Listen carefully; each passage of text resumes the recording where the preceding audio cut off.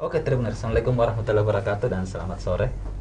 Kembali bersama saya Hasim Arfa, jurnalis Tribun Timur, akan memandu Anda di program acara Jiwa Sulsel. Nah, pada seri ketujuh ini kita bersama dengan dua narasumber. Dua narasumber ini senior, tapi masih gagah-gagah semua. Alhamdulillah. Nah, yang pertama ada Kak Armin Mustamin Toputiri, mantan anggota DPRD Sulsel sekaligus seniman pelukis. Assalamualaikum, Kak. Salam, Dek. Sehat-sehat. Gimana kabarnya? Alhamdulillah. Ya, jangan lupa bahagia. Kemudian yang kedua Kak Muhammad Hasmi Ibrahim, seniman Sulsel. Assalamualaikum, Kak. Waalaikumsalam warahmatullahi Sehat, Kak? Alhamdulillah. Dan saya agak rada-rada canggung juga ini karena bicara dengan dua senior kita, dan kita membahas terkait tema yang cukup menarik tapi sudah lama dilupakan, yang terkait melukis. Nah, dan tema kita pada sore ini adalah melukis Sulsel. Nah, apa saja sebenarnya yang dilakukan oleh kedua narasumber kita ini untuk membangkitkan kembali jiwa seni di Kota Makassar.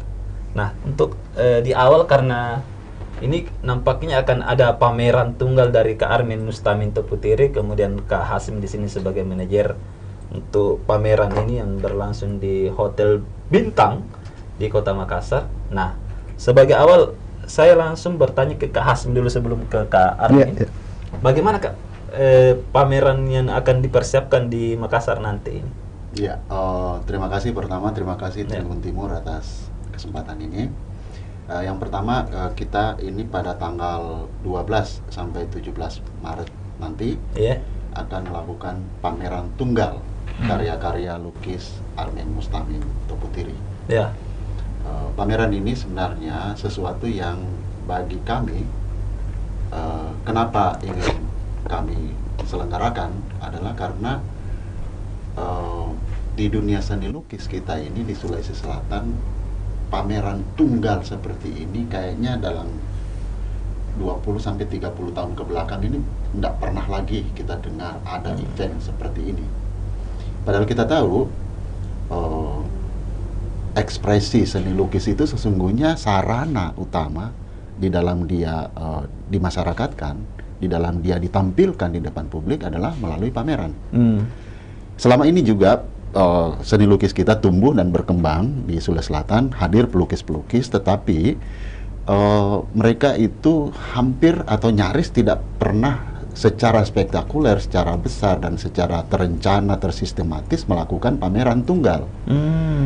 Ada sih pameran bersama, tapi ada juga pameran-pameran kecil seperti misalnya yang dilakukan di universitas. Di UNEM misalnya itu kalau mahasiswa seni ya mau tugas akhir, mereka punya kewajiban berpameran. Nah, tetapi event ini sendiri ini kayaknya baru kali ini lagi. Nah, atas dasar itu kami sangat tertarik ketika Bung Armin mengatakan bahwa dia berniat berpameran. Saya katakan, ayo mari kita selenggarakan pameran ini, tetapi kita selenggarakan dengan standar pameran seperti yang dilakukan di tempat-tempat lain.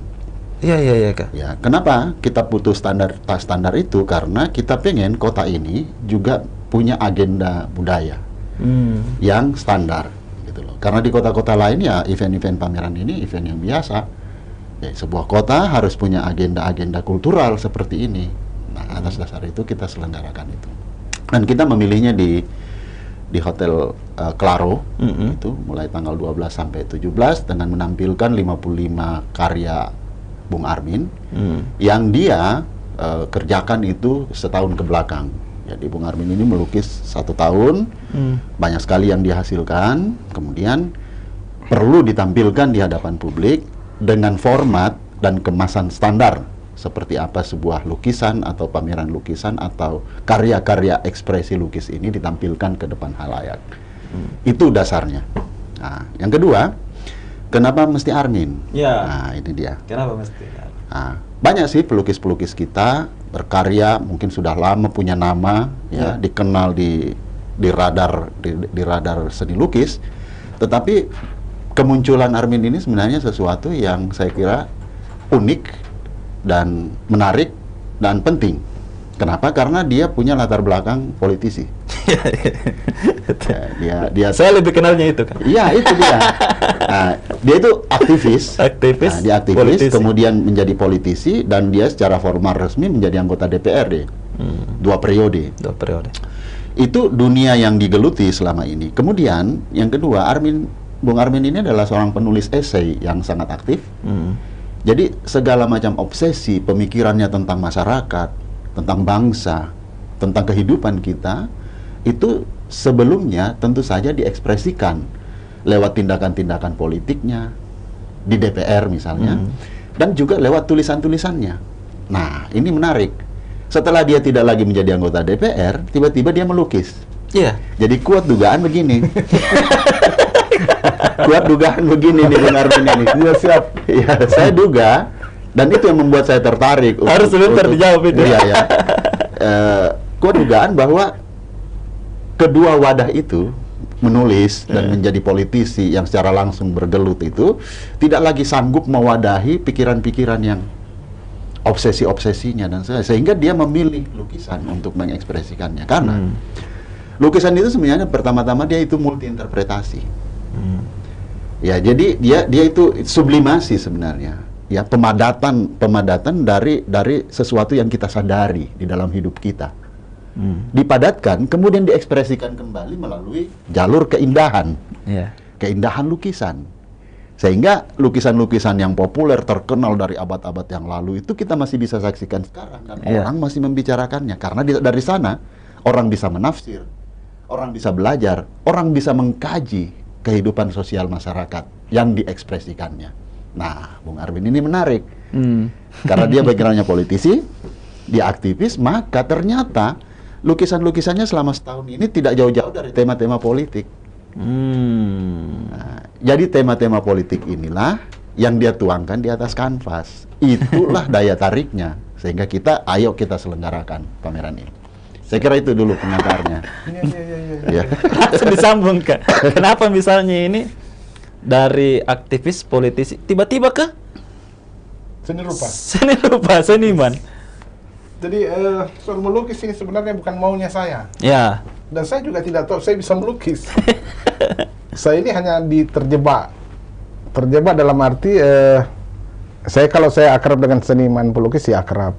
Saya bahkan salah satu, mungkin kalau disuruh saya barangkali kolektor yang terbesar. Iya. Saya sudah memiliki koleksi 50-an lukisan pelukis, teman-teman. Itu jauh, masih di DPR, masih udah saya koleksi.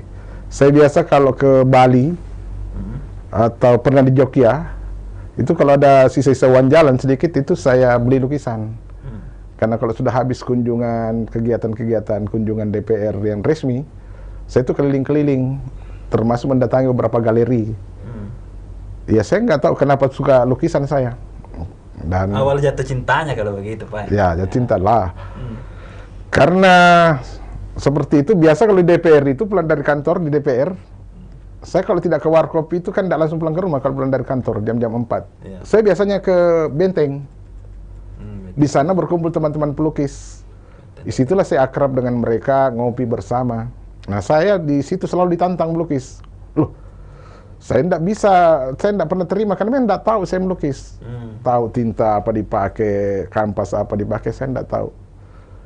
Nah, suatu waktu datanglah itu dua pelukis senior, paling senior di Makassar. Zainal Beta dengan Mike Trusi, almarhum. Saya ditantang lagi, diajak-ajak itu. Selain tidak bersedia.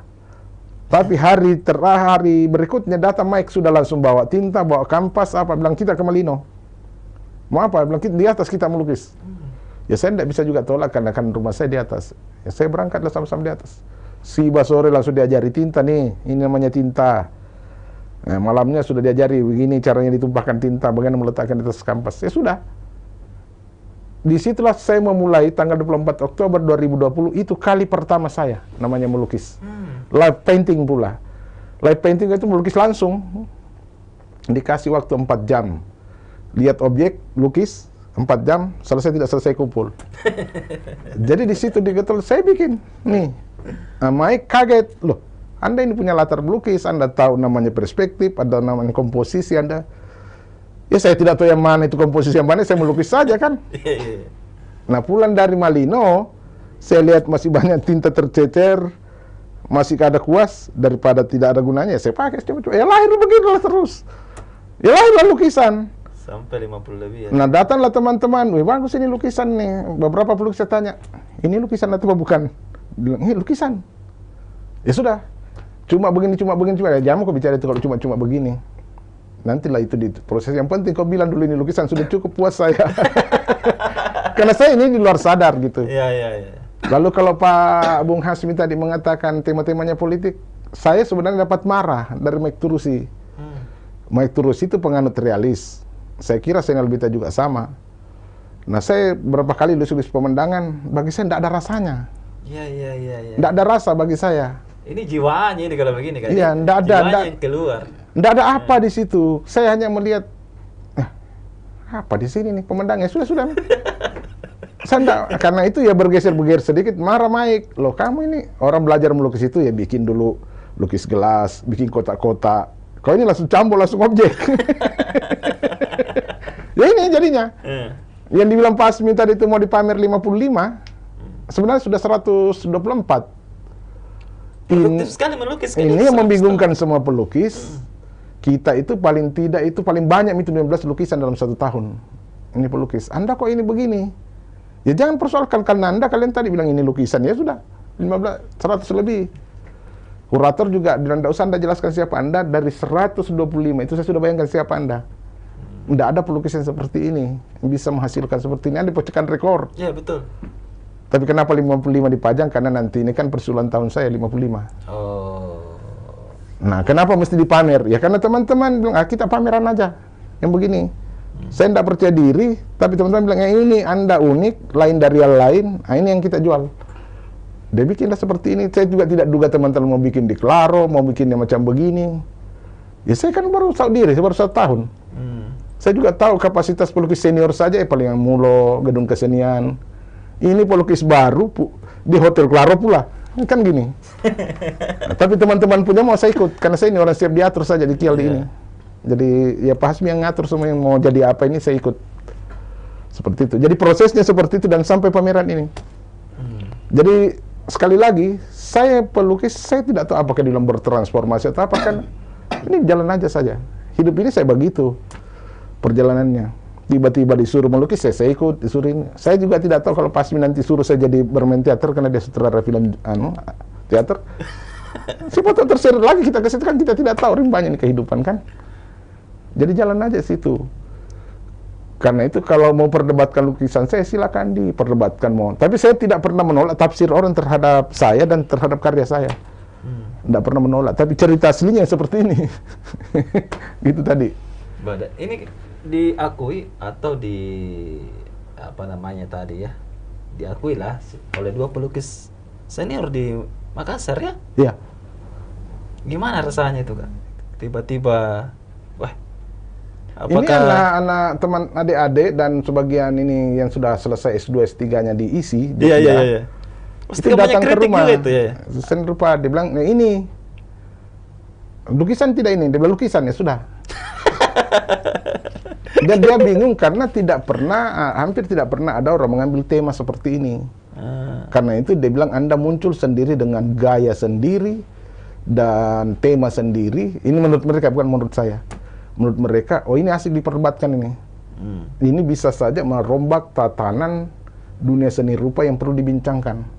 Seperti itu, apalagi menurut mereka, apalagi di era kontemporer sekarang, seni kontemporer ini tidak ada lagi kenal aliran. Ya. Nah, saya kalau ditanya soal ini Anda mengenal aliran apa, saya selalu jawab aliran Kasabandia. Karena saya tidak tahu itu aliran, saya tidak tahu apa. Saya benarnya, jujur, lahirnya tema ini, model ini, saya ikut arus saja. Kayak agama saja, kepercayaan. Iya kan ada aliran-aliran itu dalam seni rupa. Saya tidak tahu ini aliran apa ini. Tapi bagi teman-teman yang mendalami, bukan pelukis, mendalami dunia seni rupa, ini menarik dan ini perlu diperdebatkan. Ini sama dulu ketika muncul Picasso dengan apa itu kubis-kubisnya. Kubisme, ya. Itu perdebatan hangat, tetapi tiba-tiba ya ini. Jadi nampaknya menurut mereka yang mencoba-coba menafsir-nafsir, nampaknya ke depan memang ada Gogol, bentuk sudah bisa dilihat, Semua orang bisa pelukis dan semua orang bisa mengekspresikan dirinya dan semua orang bisa mencari bentuk masing-masing. Sehingga dunia seni rupa menjadi ramai, tidak lagi kepada ini. Dia menjadi dunia seni rupa itu ramai dengan segala macam gaya. Itu menurut mereka, saya nggak paham ini karena saya ini lihat tinta saja di situ terhambur ya, pakai saja. Tapi sepanjang saya kan juga banyak kenal dengan anak seni rupa tuh di Makassar. Kurang berani Kasmi untuk tampil di pameran sendiri. Nah, ini problem kita memang ya, problem kita. Kita memasuki, mereka mungkin ya, teman-teman itu butuh didorong, butuh dirangsang, tetapi itu soal lain lah. Soal keberanian itu sesungguhnya itu memang sangat terkait dengan wawasan dan atmosfer serta ekosistem atau lingkungan tempat dia berada. Jadi memang kalau teman-teman itu disebut kurang berani, mungkin karena mereka membayangkan bahwa standar sebuah pameran itu memang punya standar tertentu. Dia harus ada kurasi, dia harus ada tempat yang representatif. Karena seni lukis ini kalau kita ibaratkan, ya, kalau ibaratkan olahraga ini olahraga yang sangat mahal. Golf lah, bisa setara golf lah, ya, katakanlah begitu ya. Apalagi yang buat juga, meski tidak apple to apple untuk bandingan itu, tetapi gitu. Yang kedua, tidak banyak diminati karena yang meminati lukisan, apalagi menjadi kolektor, adalah orang-orang yang betul-betul punya kecintaan dan pasti punya duit lebih daripada itu, karena lukisan itu bukan sesuatu yang murah kemudian kan. Nah, untuk untuk masuk kepada standar itulah barangkali sehingga kawan-kawan pelukis juga katakanlah disebut tadi kurang punya keberanian. Nah, kenapa kita dorong Bung Armin? Karena kita pengen teman-teman itu ikutan di dalam proses ini. Mungkin kali ini Bung Armin ya kita ya dengan segala macam keunikan dan sebagainya dan dasar pemikiran kenapa Armin kali ini. Tetapi pada kesempatan yang lain kita akan terus-terus mendorong menampilkan kawan-kawan yang lain itu. Katakanlah secara gamblang bisa sebut sebagai kita fasilitasi lah untuk kita supaya kawan-kawan pelukis di Sulsel ini juga terbaca oleh radar peta seni lukis nasional, bahkan mungkin dunia. Benar-benar kita. Nah, jadi ini semacam langkah pertama lah yang akan menjadi semacam trigger bagi proses kita selanjutnya. Nah, satu. Yang kedua, kita kembali ke Bung Armin, kenapa dia punya keunikan? Tadi dikatakan bahwa sekarang nyaris kita hampir tidak relevan lagi membicarakan tentang aliran atau mazhab di dalam lukisan. Tetapi yang terpenting saat ini adalah gagasan, ide, pesan apa yang akan disampaikan oleh karya-karya itu. Nah, kekuatan Bung Armin ada di situ. Banyak pelukis kita, tetapi mereka bisa jadi tidak menampilkan gagasan-gagasan yang baru. Era 70-an di Sulsel misalnya, hampir semua pelukis itu melukis jonga. Kita bisa tahu, kita bisa tandai. Rumah-rumah pejabat kita dan orang-orang kaya, orang berpengaruh kita itu pasti ada lukisan jonga. Pak Jonga. Iya kan? Ada itu biasa. Itu tahun 70-an itu. Jadi kalangan elit kita mengoleksi Pak Jonga. Barangkali sekarang juga sudah lain. Nah, tetapi yang terpenting adalah gagasan, ide, poin apa sebenarnya yang ingin ditampilkan ke depan publik untuk memperoleh tafsir, untuk memperoleh interpretasi yang akan memperkaya hasanah kita. Nah, itu di situ dan kekuatannya ada di situ di Bung Armin. Misalnya, jarang loh kita menemukan lukisan yang secara gamblang digores di atas kanvas itu tentang tema politik. Kayaknya sepengetahuan saya ya, kalau Anda lihat lukisan teman-teman itu kan paling lukis perspektif, pinisi, rumah Toraja dan sebagainya. Tetapi ide-ide untuk menuangkan gagasan-gagasan politik di dalam lukisan itu, ini baru setahu saya baru Bung Armin. Karena juga dia kemudian kita bisa menafsir bahwa Bung Armin ini ya itu tadi menumpahkan proses politiknya kali ini lewat lukisan. Jadi dia berpolitik sekarang ini lewat lukisan. Katakan saja begitu deh. Gitu. Dan lebih tinggi kayaknya Kak. Ya. Soal itu ya silakan boleh tafsir. Dimulai dari itu tadi. Itu yang membuat Mike Turusi marah karena saya bergeser. Dia kan realis murni dan dia bergeser. Saya menelusuri apa yang dikatakan Bung Hasmi tadi, sekian lukisan di Makassar, dan saya kan kenal mereka. Dan saya sudah koleksi sebagian besar karya mereka. Itu temanya tidak lari dari situ yang dikatakan tadi. Rumah Toraja, Pinisi, apalah macam-macam seperti itu. Lalu saya ambil tema itu karena saya rasa itu lebih pas dengan diri saya. Berarti lukisan ini menurut sejumlah teman, lukisan ini lukisan jujur. Tapi ketika teman mengatakan ini sarkastik, bahkan mengatakan terlalu telanjang, saya tidak pernah jadikan soal. Karena itu tergantung pada standar kita. Kejujuran itu standarnya tidak ada. Saya malah lebih cenderung mengatakan lukisan saya lagi sedikit terbuka itu, lebih saya mengatakan inilah kejujuran saya yang sesungguhnya. Ada orang bersembunyi di balik cerita, tapi saya menampakkan cerita yang ini, yang sebenarnya. Persoalan mau ditafsir bagaimana itu juga terserah publik. Itulah yang saya tadi tidak bisa sama dengan mengikuti Mike dan marah ke saya. Ya karena saya menganggap itu hiasan dinding. Setelah selesai dilukis, pajang, pinisi di dia, itu udah selesai. Saya kalau lukisan seperti itu ya wajar dia mengarah menjadi hiasan dinding, dan publik tetap memahami lukisan itu hiasan dinding. Yang kita mau, ya pilihan-pilihan kepada saya seperti itu sebenarnya saya jujur bilang itu diambil oleh orang-orang lekra, pelukis-pelukis komunis di tahun 60-an. Di Indonesia masih ada hidup Juko Poki itu dengan itu, yang lukisan celengnya apa sekarang macam yang langsung laris 1 miliar itu. Lukisannya sangat sederhana tapi temanya itu yang diambil. Nah kalau di Sulsel ini kenapa kaitannya tadi marah Mike Turisi kepada saya dan kaitannya mulai pelukis dari Martin Patilima, Estoy, apa segala macam sampai yang disebut Pak Asmis tadi. Kenapa seperti itu lukisannya? Karena setiap guru lukis itu selalu mengajari orang sesuai dengan paham dia, aliran dia, model dia, cara tarikan kuas dia. Kenapa ada tarikan kuas berbeda pasti marah gurunya.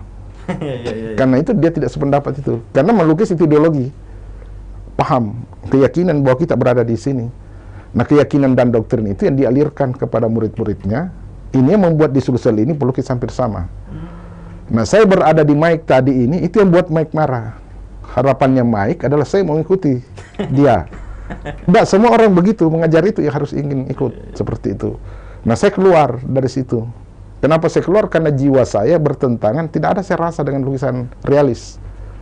Lukisan realis melukis rusa itu saya bisa lukis rusa yang indah, saya bisa melukis pemandangan yang indah, tapi perasaan saya tidak ada apa-apa nih. Ini hanya lukisan pemandangan, dia udah selesai.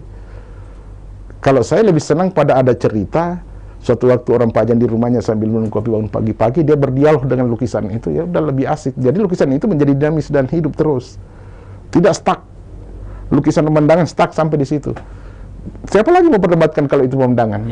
Yang kita perdebatkan rasa indah dan tidak indah juga itu pun subjektif. Kalau lukisan yang begini ada di rumah kita, itu bagi saya itu ada dialogis. Tapi ya beginilah Swinsek, Deasim. Kalau saya bicara panjang hal begini, nanti orang bilang, wah ini juga baru melukis banyak tuh bicaranya. Kan? Ya, tapi saya mau tambahkan. Saya mau tambahkan. Jadi memang berada pada posisi Bung Armin hari ini sebagai pelukis, memang dia harus ideologis. Harus ideologis karena selain menjadi pembeda dari yang lazim saat ini, juga diperlukan sebenarnya semacam rangsangan bagi publik bahwa ya tidak sekadar hiasan dinding itu tadi, yaitu bahwa kita juga ini berkewajiban dan punya tanggung jawab sosial untuk memberi semacam tambahan lah kepada apa yang dipapar kepada masyarakat kita. Setiap hari kita dipapar oleh audio visual, ya, katakan banyak hedonisme, yang tidak jujur malah. Ya, tidak jujur, kemudian diatur, kemudian dangkal, tidak menimbulkan perenungan. Nah, kita ini sudah sangat jauh dari kedalaman seperti itu, sehingga semua elemen masyarakat kita ini disadari kita ini kurang tampil dengan pikiran-pikiran. Ya, perdebatan publik kita kan perdebatan teknis, perdebatan sehari-hari, tidak lagi debat-debat tentang ideologi, hal-hal yang strategis, hal-hal yang butuh kedalaman. Nah, Bung Armin ada di posisi itu. Jadi lukisan-lukisannya terlepas apapun dari segi teknis dan sebagainya, tetapi ini dia membawa satu ideologi di dalam itu. Nah, yang bisa kita sebut ya politik. Ya kan? Sehingga temanya sound politikun ya. Ya, dengan demikian judul daripada pameran ini kita kasih ya judul sebagai sound politikon. Ya, hewan politik, binatang politik, ya manusiaan dan sebagainya. Tapi bukan politik binatang kan? Ya, bukan ya. Ya, sound politikon ya dari Aristoteles itu. Ya. Iya, iya. Tentang itu. Nah, itu judul itu kemudian memacu kita untuk ikut merenung. Dan harapan kita adalah ya kawan-kawan bisa mendatangi pameran ini untuk mengonfirmasi apa yang kita ucapkan hari ini di sini. Yaitu seperti apa sih sebenarnya ini? Apa sih yang ingin disampaikan oleh Bung Armin lewat 55 karyanya nanti itu? Benar nggak dia mendorong perenungan-perenungan? Benar nggak dia memberi wawasan? Iya. Benar nggak dia mengatakan sesuatu kepada kita semua di sini, kepada masyarakatnya? Bicara nggak ini? Ya kan? Karena lukisan atau karya seni yang berhasil adalah karya seni yang tidak habis dibicarakan. Sampai hari ini orang masih bicara tentang lukisan Mona Lisa misalnya kan? Iya. Ya kan? Ya dari Leonardo da Vinci tahun 1400-an. Iya. Ya kan, abad pertengahan. Ya. Masih dibicarakan. Jadi karya seni yang kuat, yang berhasil adalah yang sepanjang masa dia tetap dibicarakan. Tidak seperti tadi itu hiasan dinding itu. Iya. Nah, saya melihat ada potensi itu di sini. Sehingga kita juga melalui pameran ini menghimbau teman-teman atau ya para kolektor ya, kolektor lukisan dan sebagainya juga bisa datang untuk melihat potensi dari Bung Armin ini. Sehingga kalau tadi dikatakan ini sesuatu yang mahal, ya emang mahal ini barang ini bos, ya kan? Dan kita tidak main-main dengan ini. Izin juga saya tambahkan bahwa serangkaian dengan pameran ini juga kita akan ada diskusi-diskusi. Yang pertama tentu saja mendiskusikan karya itu sendiri. Itu nanti narasumbernya tentu saja kuratornya. Nah, kurator di dalam pameran lukisan ini adalah berfungsi sebagai sebenarnya mata dari publik. Ya, yang menyampaikan ya. Ya, jadi matanya publik ya yang dimiliki oleh seseorang yang punya keahlian untuk melihat lukisan ini layak tidak layak untuk ditampilkan. Dan kali ini kita dapat kurator yang bagus, yang namanya Kus Indarto. Kurator Galnas. Ya, kurator dari Galeri Nasional. Ya, mengkurasi karya-karya Bung Armin, dan nanti kita akan dapat 55 lukisan yang akan bisa kita itu. Ada diskusi itu. Diskusi tentang karya. Diskusi berikutnya adalah diskusi tentang respon publik terhadap lukisan-lukisan Armin dan tafsir terhadap Armin Mustaminto sendiri. Nah, di sesi itu kita kawan-kawan yang kita undang bicara itu adalah antara lain para politisi. Bagaimana teman-teman Pak Armin ini bicara tentang ini. Ini bahasa lain Pak Armin yang butuh ditafsir ini. Para politisi, para pengamat politik, dan juga pakar-pakar dari kampus dan sebagainya. Kemudian juga ada diskusi tentang bagaimana ekosistem kesenian kita di Sulawesi Selatan. Itu juga penting.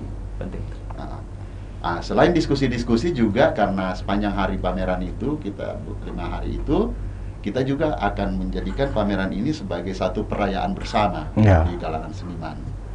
Jadi semacam perayaan bersama, kita rayakan lukisan Bung Armin, pamerannya, dengan antara lain juga teman-teman juga akan tampil. Teman-teman seniman yang lain. Pada acara-acara malam kita akan tampilkan antara lain rombongan sandiwara Petapuang misalnya, kemudian akan ada orkestriolo, akan ada Acok Dance Company yang akan menari akan ada saksofon tunggal, akan ada musik dan sebagainya. Jadi momentum ini selain pameran Bung Armin juga adalah perayaan bersama di dunia kesenian kita yang di kota ini udah sangat jarang dan langka. Saya kira itu. Siap Kak. Nah, sebelum kita lanjut berbincang lagi dengan kedua narasumber kita, saya mau sapa-sapa dulu yang nonton kita ini. Sudah hampir 200 per detik ya. Ada Umi Ternak Nila. Aku lihat di peta melukis Sulsel cukup sederhana. Coba lukis lalu pangkas itu kami di garis tengah atau atas bawah. Maka bawah yang tegak lurus itulah Sulsel. Nah, wassalam.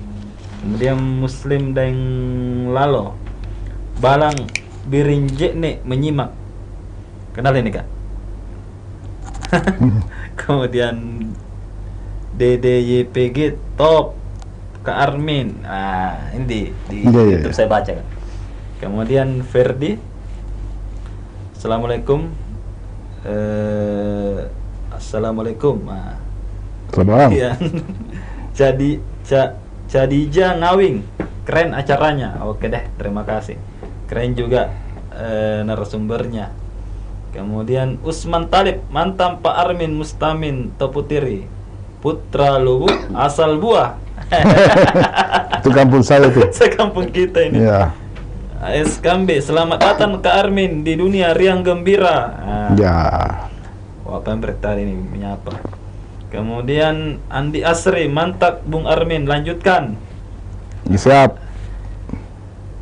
Oke, yang lain lagi kalau misalnya Tribuners ingin menyapa Kak Armin, silahkan di Iya, iya. YouTube maupun di Facebook Tribun Timur. Sebentar kita akan baca lagi di Facebook Tribun Timur.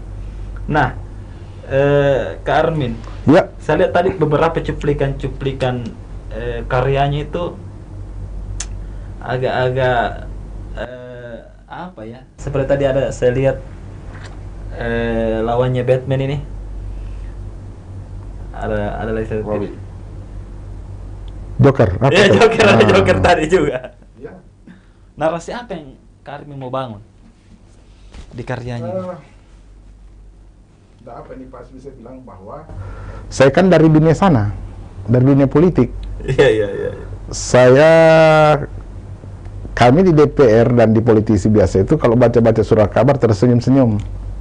Senyum baik dari pengamat politik mau profesor atau siapa senyum karena tidak menyentuh substansi politik sebenarnya. Teman-teman wartawan pun juga yang diulas itu tidak menyentuh substansi. Kenapa saya bilang tidak sentuh substansi? Karena yang dia lihat, dia amati itu yang di permukaan. Padahal politik itu tidak di permukaan. Politik itu ada di bawah meja gitu, tidak di atas meja. Yang Anda tulis dan pengamat politik amati itu yang di atas meja. Ini saya bicara sebagai politisi ya. Iya. Nah sesungguhnya politik ada di bawah meja. Nah itu Anda tidak lihat. Mau contoh?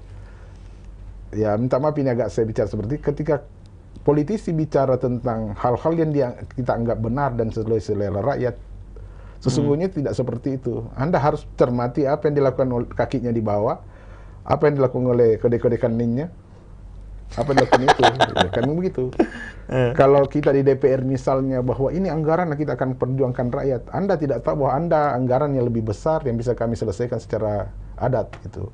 Itu di bawah meja dan itu tidak ditahu oleh publik. Iya. Nah karena itu bagi saya yang di bawah meja itu yang enak menarik dilukis.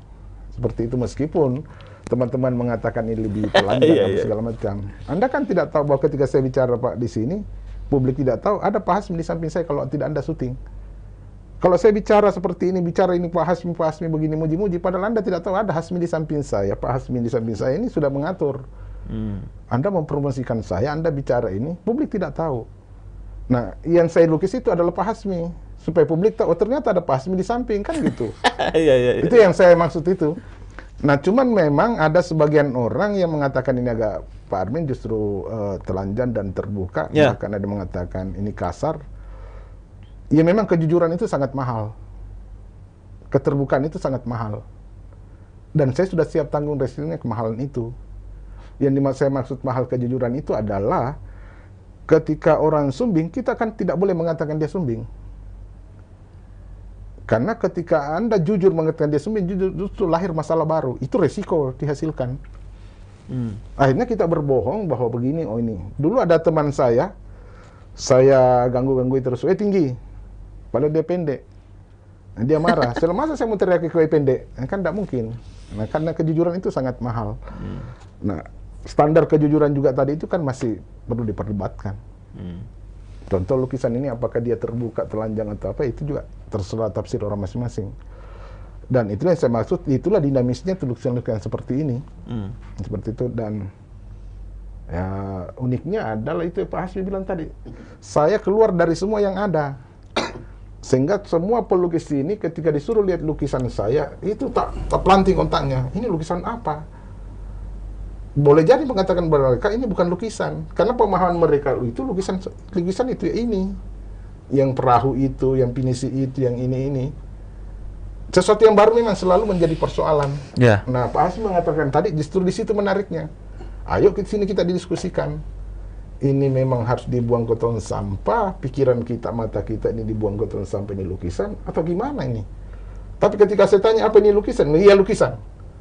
Nah, selesai, silakan perdebatkan, kan Anda sudah sepakat mengatakan ini lukisan. Tetapi pilihan-pilihan tadi itu berdasar naluri saya, sikap ideologi saya, yang di luar sadar saya. Ya. Itu yang saya maksud tadi, bahwa saya tidak merasa gimana kalau lukis pemandangan, tidak ada apanya gitu. Nggak kelihatan. Saya banyak. tidak apa di media ini mengatakan perasaan saya tidak orgasme gitu. Ya, ya, Dalam ya. arti kalimat, jangan diterjemahkan yang Iya. negatif. Saya nggak orgasme kalau lukis itu. Saya bisa, ada sebagian di sana lebih indah, tapi saya tidak mau kasih keluar. Karena ini tidak sesuai jiwa saya gitu. Nah, yang menarik memang Pak Asmi, karena sebagian, saya nggak tahu karena si orang juga masuk di rimba ini. Yang namanya karya lukis itu, jiwanya pelukisnya ada di situ. Karena itu ketika kita melihat lukisan itu berdialog dengan jiwa pelukis. Nah, kalau Anda temukan saya lukis pemandangan, Anda pasti temukan di situ lukisan itu. Ini Armin pembohong. Ya, ya. Armin ini munafikin gitu. Di situ juga keterterangan dan ketelanjangan saya. Kalau mau menurut saya ini, kalau telanjangan lukisan saya itu yang muram dan telanjang, Anda pasti tahu. Saya di DPR bagaimana kemarin, katakanlah begitu. Iya, betul. Sikap saya lurus, tegak lurus, tidak. Kan gitu. Ini Anda bisa baca dari karya saya. Karena itu jiwa saya kan gitu. Mencari Armin yang dulu di rimba politik, yang istilah Pak Asmi bertransformasi, mencari Armin di rimba politik, sesungguhnya ada di sini. Sudah tergambar gitu.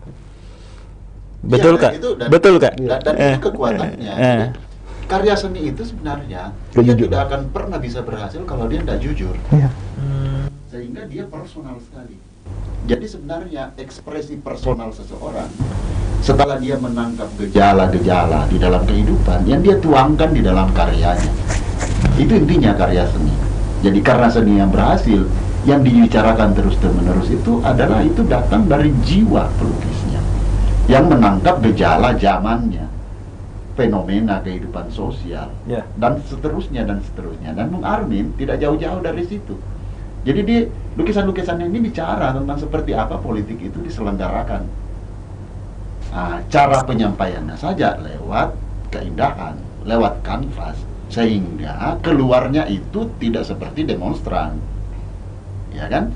Kalau biasanya kita sekarang ini kan ya katakanlah demo untuk menekan kepentingan kita. Tetapi yang diberikan oleh lukisan-lukisan Pak Armin itu pertama-tama adalah diri Pak Armin otentik untuk kita tafsir, untuk kita berdialog dengannya, untuk menangkap apa pokok-pokok pikirannya, untuk menjadi bahan renungan kita dan bahan diskusi kita. Mudah-mudahan itu memperkaya batin kita dan memperhalus jiwa kita. Nah, itu tujuan daripada karya seni sih sesungguhnya. Jadi selalu pertama dia harus ideologis, yang kedua dia baru nyata real kalau dia jujur. Jadi apa yang akan ditampilkan nanti sesungguhnya itulah Armin yang sebenarnya, bukan Armin yang politisi ketika dia di DPR. Ya, Karena lebih di banyak situ- disimpang, Kak, deh. Ya kan? Waktu jadi politisi lebih banyak disimpang, jangan. Enggak, ini berlanjut. Segala macam, makanya transformasi. Medannya aja berbeda kan? Jadi mediumnya saja. Ya, medium ya. Ya kan, karena memang kalau kesenian itu sesungguhnya itu tadi dia itu sublimasi sebenarnya, pengendapan yang dalam sehingga keluar tuh berliannya gitu loh untuk ditampilkan gitu. Jadi apa yang diserap Pak Armin, pengalamannya, pengalaman hidup, pandangannya, pemikiran, bacaannya itu tidak lagi bisa ditampung dalam esai-esainya dia. Karena di esai-esai itu biasa itu kita memasukkan Terbatas, kepentingan ya. kita, bukan cuma terbatas, juga ada kadang-kadang maksud dan tujuan di situ. Tapi kalau di lukisan dia tampilkan kejujuran saja. Nah, Iya, ini ya Pak Asmi ini kan dia penulis. Tidak mungkin lahir tulisannya Pak Asmi. Anda pasti tahu kalau Pak Asmi kutip dari sana buku-buku ini dia bikin. Dari buku-buku ini lahir tulisan. Yang dia bikin Pak Asmi tulisan itu, apa yang ada dalam pikirannya? Dia tuangkan secara kalimat. Itulah Pak Asmi, apa yang dipikir ke Pak Asmi Anda bisa lihat di tulisannya. Anda baca tulisannya Pak Asmi, Anda sudah pasti tahu Pak Asmi sedang memikirkan ini. Apakah Anda tergoda dan sepaham dengan apa yang dia tulis Pak Asmi? Di situ, dialognya itu tulisan. Yeah. Nah, saya kira lukisan sama. Hanya medium dan bentuk yang berbeda. Sesungguhnya, apa yang sedang saya pikirkan, apa yang saya asalkan, apa ini, ya itu ada di situ.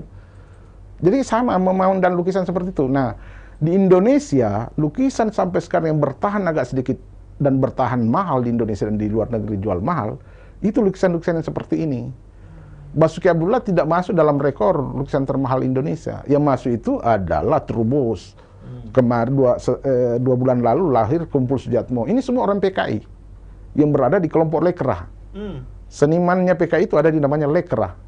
Nah, karya-karya lekra inilah yang justru bertahan sampai sekarang dengan harga mahal tinggi. Anda tahu, Sujoyono itu adalah PKI. Joko Peki itu adalah PKI, dalam arti lekra ya. Anda tahu Trubus itu. Semua pelukis Indonesia terkenal itu masuk dalam kelompok Bumintarung. Dan dia berafiliasi ke lekra. Lekra itu PKI. Kelompok seninya. Kalau di Golkar itu kelompok pemudanya namanya MPG. Nah, kelompok seninya dia itu namanya lekra. Seniman-seniman lekra ada berkumpul situ, seniman pelukis. Nah, Indonesia sampai sekarang mencatat rekor yang lukisan termahal di Indonesia, beredar di luar negeri sampai sekarang itu orang-orang lekra. Kenapa dia mahal? Karena dia mampu berdialog. Dia punya gagasan. Kalau lihat lukisannya sederhana sekali.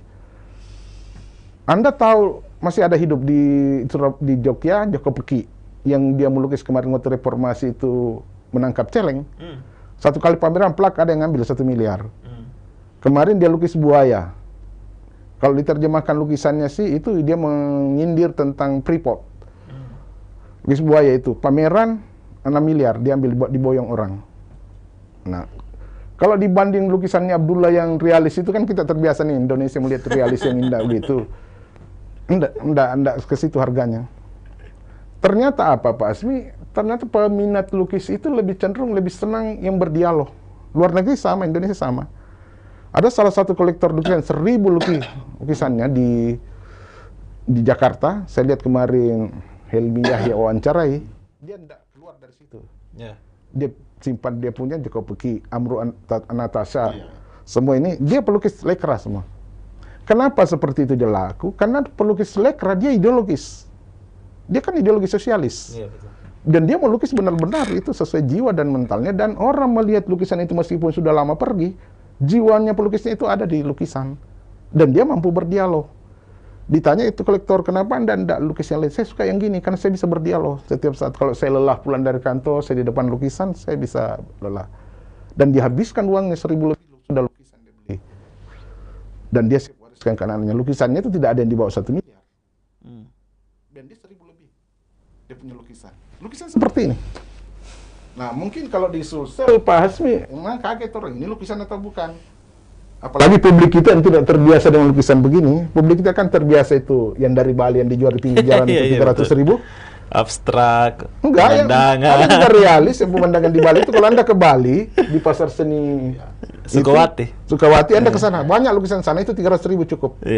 Anda bawa pulang, nah itu karena indah. Pajangan di dinding saja. Pajangan dinding, karena Anda tidak tahu juga bahwa itu disablon. Itu sudah diciplas, sudah ada malnya, tinggal dibikin, diberi warna, sudah jadilah lukisan itu. Itu dia membuat dia 300.000. Sehingga jiwa pelukisnya tidak ada di situ. Padahal dia indah, sangat indah, sangat detail. Ya, tapi memang benar itu Bung Armin. Dalam sejarah seni rupa kita memang pernah ada suatu masa ada aliran besar seni rupa itu yang namanya Moi Indi. Indonesia ya. Ya, Indonesia indah. Jadi pelukis-pelukis terdorong untuk menggambarkan keindahan Indonesia. Basuki Abdullah salah satunya di situ. Yang maestronya ya antara lain Basuki Abdullah. Ya kan, dengan lukisan-lukisannya memang cantik, indah dan sebagainya. Tetapi itu sah ya di dalam benar. melukis pemandangan itu sah, dan fungsinya untuk menjadi pajangan di dinding itu sah. Ya, tetapi juga ada pilihan lain yang menjadikan kesenian ini, seni lukis ini sebagai penyampai pesan, bahkan penyampai sikap, bahkan penyampai ideologi tertentu yang barangkali pada zaman ini sangat diperlukan. Karena kita ini sangat sedikit lagi punya bahan-bahan untuk renungan. Karena kita dipapar oleh informasi, komunikasi, yang banjir bandang informasi ini lewat sosial media dan sebagainya. Apa ada bahan renungan di sana? Iya. Sesuatu yang kita setelah dengar lewat, setelah kita tonton selesai, ada ndak sesuatu di situ? Nah, barangkali jenis lukisan yang Bung Armin kerjakan ini 1 tahun terakhir ini ada di jenis yang menawarkan itu. Menawarkan alternatif untuk kita renungkan, untuk kita membawa kita kembali sadar bahwa kita sungguhnya nih manusia nih. Ya kan, untuk menyentak kembali kesadaran kita bahwa ternyata di dunia politik itu ada cerita seperti ini yang berbeda dengan yang kita lihat di media dan sebagainya. Ya, jadi itulah salah satu fungsinya. daripada fungsi daripada seni ini. Saya sambung Pak Asmi. Ya. Kemarin di Facebook saya tampilkan itu, Anda tahu dia pemimpin yang sangat bagaimana yang namanya Hitler kan? Ya, ya, ya. Nggak usah kita buka bagaimana kita memimpin Nazi Jerman, partai Nazi Jerman, menghabiskan sekitar 1 juta lebih manusia oleh pasukannya. Dia bengis. Tetapi banyak orang tidak tahu, Hitler itu sesungguhnya dimulai dari seorang pelukis. Dan lukisan-lukisan Hitler adalah bunga-bunga. Di mana korelasinya antara seorang bengis dengan bunga-bunga? Ini perlu kajian. Saya membayangkan Pak Asmi, orang Sulsel dibilang ganas, orang Jakarta bilang orang Sulsel bilang ganas, tapi lagu-lagunya kok sentimental betul gitu. Nah, saya ini, betul. Itulah di situ letaknya sebuah karya seni yang namanya lukis, karena dia abadi. Beda dengan teater sudah selesai. Kalau lukisan kan dia abadi, terpajang tinggal, meskipun pelukisnya ratusan tahun meninggal. Mona Lisa itu sudah ratusan tahun meninggal, lukisannya masih ada keabadian. Itu yang menariknya sebuah lukisan dikaji. Seperti itu, terlepas dari tema apa seperti itu. Kok Armin seorang politisi, Armin lukis bunga-bunga, kan di situ yang menarik. Ya, boleh ada tidak nyambung, boleh ada yang mengatakan dia tidak jujur, boleh mungkin jiwanya di sisi lain yang Anda lihat dia seorang politisi yang bengis, tapi di sisi lain sensitivitasnya sesungguhnya dia dalam. Loh, tontonnya ini bunga-bunga gitu. Itu kajian yang sangat menarik. Boleh jadi orang Armin lihat dulu bagaimana, lalu lihat ini lukisan begini, ya terserah orang kan gitu. Itu dinamisnya itu lukisan begini. Jadi karena itu tidak semakin diperdebatkan, itu sebenarnya semakin bagus ya. Ya ini kenapa itu lukisan orang tanyakan kenapa apa mahal? Saya kan dia lihat lukisan salah satu lukisan di rumah saya. Yang dosa di rumah saya. Nggak apa saya ambil contoh. Dulu saya waktu DPR, salah satu kita bahas di Komisi A itu adalah anggaran rumah tangga ketua DPR misalnya. Anggaran beli kursinya itu yang termahal di situ 30-40 juta. Kan gitu. Yeah. Itu kursi mahal, mewah itu di rumah jabatan kota DPR, misalnya di rumah gubernur atau wakil-wakil kota DPR. Tapi ketika saya tatap lukisan saya yang harga 60 juta, apa artinya sebuah lukisan ini 60 juta dengan kursi yang mewah ini? Iya. Ini tidak rasional. Istri saya tidak pernah paham ini, anak saya tidak mampu memahami ini. Tapi jiwa saya lebih memilih kepada lukisan yang 60 juta daripada kursi yang mahal ini. Yang 30 juta, 40 juta tadi ini. Itu yang menarik gitu. Iya. Ini memang subjektif sekali sifatnya, tapi disitulah perdebatan dunia seni rupa. Yang saya dengar tadi Pak Hasmi bincang-bincang dengan pemret Anda, apa istilahnya apa? Elit tertinggal dunia. Sangat mahal ya pastinya. Iya. Ya karena apa? Karena itu begini, kehidupan kita ada pada satu titik di dalam kehidupan itu kita membutuhkan untuk pengayaan intelektual kita, untuk memperkaya jiwa kita. Ya kehidupan kehidupan sehari-hari kita sangat keras. Ya. Banyak problem, banyak masalah politik apa segala macam. Tetapi kita selalu butuh jangkar untuk kembali, untuk kembali ke diri kita yang terdalam, untuk kita berjujur-jujur dengan diri kita. Nah kita butuh pemantiknya bos. Nah kenapa orang mau mengeluarkan uang bermiliar-miliar untuk mengoleksi lukisan? Karena dia perlukan itu. Dia ngurus bisnis, dia ngurus politik, dia pemimpin partai, dia apa dan sebagainya. Tetapi pada titik tertentu dia membutuhkan renungan, membutuhkan berdamai dengan dirinya. Benar. Nah, sehingga misalnya pulang kantor seperti gambaran Pak Armin tadi itu, ada orang bisa betah berjam-jam di hadapan lukisannya. Dan itu pasti bukan sesuatu yang murah. Itu mau beli kebahagiaan itu di mana? Ya. Istilahnya gitu. Luar biasa. Untuk menarik diri kita kembali bahwa kita ini manusia loh. Untuk mensyukuri kehidupan misalnya. Apa yang menjadi pemantiknya gitu. Nah, salah satunya adalah karya-karya seni ini.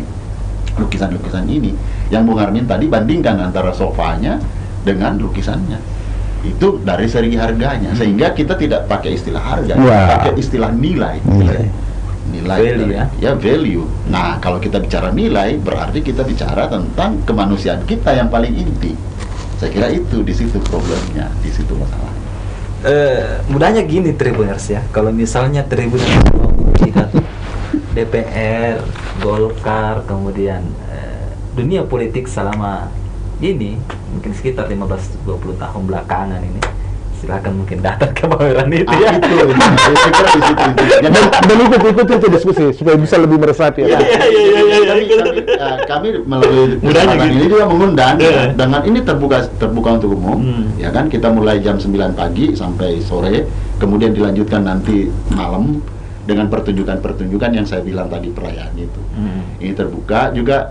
Dan bagus juga kalau misalnya dia anak-anak muda, influencer datang nih. Ya kan, kalau ke content creator bisa manfaatkan pameran ini karena asik nih, lukisan-lukisan ini jadi background Anda menyampaikan pesan-pesan ya. Bisa kan Tribunnya sana live kan? Bisa kan? Ya, saya kira nanti kita diskusi di sana. Bisa nanti kita diskusi di sana. Ada diskusinya. Disiarkan langsung. Ya. Saya kira menarik ini, Bung ya. Ya. Nah, terakhir ini Kak, mungkin karena juga waktu membatasi kita. Apakah lukisan dari Kak Armi ini sudah melukiskan Sulsel?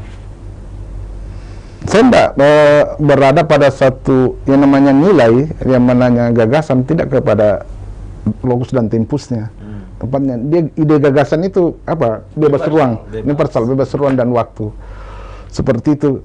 Ya terserah orang kalau mau narik mungkin Sulsel ini, mau menarik terserah lah. saya langsung berpikiran ini isinya Sulsel kayaknya ini.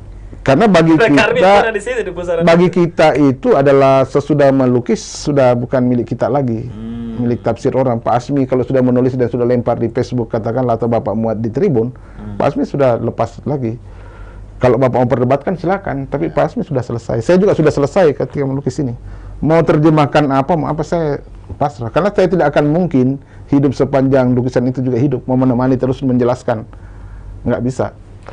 Paling saya hanya mampu membantu orang untuk dengan judul. Nah, judul itu silakan ditafsir dengan lukisannya apa segala macam, hanya sampai di situ. Karena Bapak bawa pulang ke rumah tidak mungkin saya mau tinggal di rumah, tak setiap orang datang lukisan apa saya harus jelaskan, tidak mungkin. Iya betul. Ya di situ itu yang tadi Pak Asmi jelaskan, itu dinamisnya. Itu yang mungkin membuat juga saya tidak tertarik jiwa saya bukan tidak mau, memang jiwa saya lukis pemandangan enggak apa.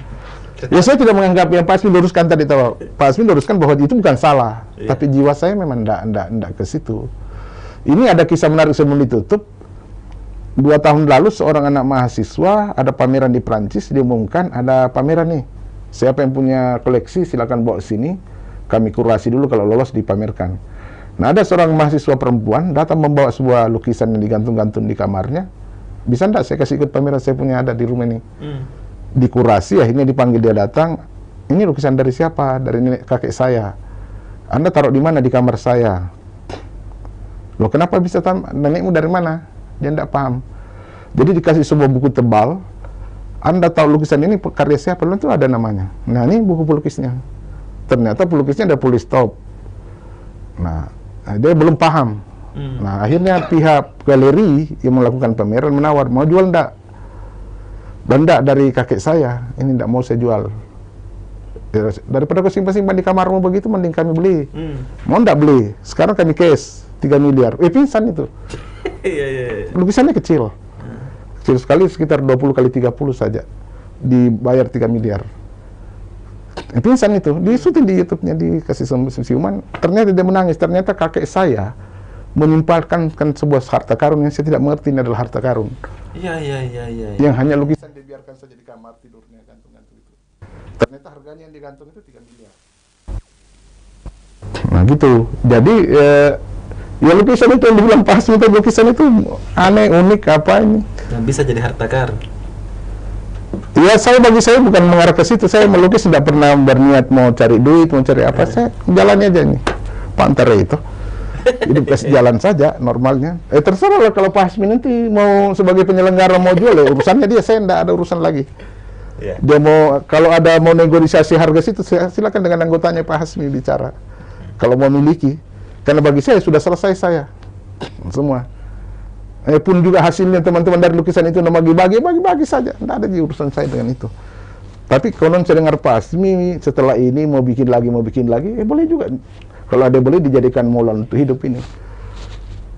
Cuma memang melukis itu mahal.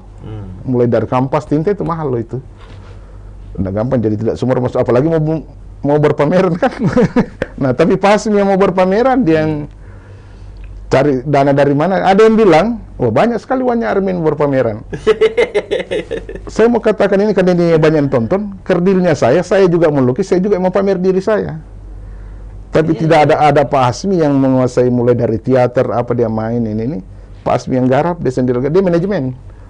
Karena itu Bapak dengar tadi, kemungkinan pelukis lain lagi dia akan garap. Dia mau ini entah di mana, dengar-dengar mau di bandara, mau begini. Nah, bagi saya, teman-teman seniman sekarang ini enak berkarya karena ada macam Pak Hasmi yang mau fasilitasi. Daripada setengah mati digulung di rumah itu lukisan tidak ada apa. Soal harganya nanti Pak Hasmi yang ngatur kalau mau bicara harga. Meskipun melukis itu bukan di situ nilai terpenting. Value ya. Atau pengen ke Pak Hasmi? Ya, saya kira begitu. Jadi ini ada tim ya sebenarnya yang mengerjakan Bung Armin ini. Ini sebenarnya fansnya Armin. Kami ini yang pengagum beliau ini yang tiba-tiba masuk di situ. Dan saya juga sesungguhnya jujur saya tidak punya daya dan sumber daya sih sebenarnya untuk menjadi katakanlah seperti apalah ya, seperti kolektor atau apa, enggak, karena ini barang yang sangat mahal. Tetapi kan tiba-tiba datang teman-teman, dia bilang, ini Pak Armin mau pameran lukisan, bisa enggak kita atur? Jadi saya itu fungsinya lebih pada ngatur manajemennya. Kita dibantu oleh kawan-kawan Pak Armin juga, ada UPL, ada Moses, ada kawan-kawan dari kelompok-kelompok mahasiswa dan sebagainya. Seniman. Kemudian ada juga teman-teman seniman memang yang sangat intens membantu kita. Sehingga fungsi dan kedudukan kita ini, kalau saya ini ya cuma sebagai pelatih.